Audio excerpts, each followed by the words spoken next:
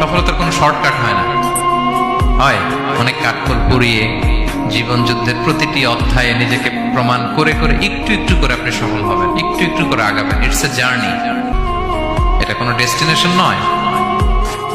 এবং সফল হওয়ার পথ পরিক্রমায় কোনো লিফট নেই, সিঁড়ি বেয়ে উপরে উঠতে হয়। কি বেয়ে? কিন্তু আমরা সফল হতে চাই কিভাবে? ডাইরেক্ট 100 তলায় তো আমি সফল, উপরে সবার উপরে আমি, এইভাবে চাই সফলতাটা। সবার উপরে উঠে যাব, gold medal. Faisal, welcome on the stage.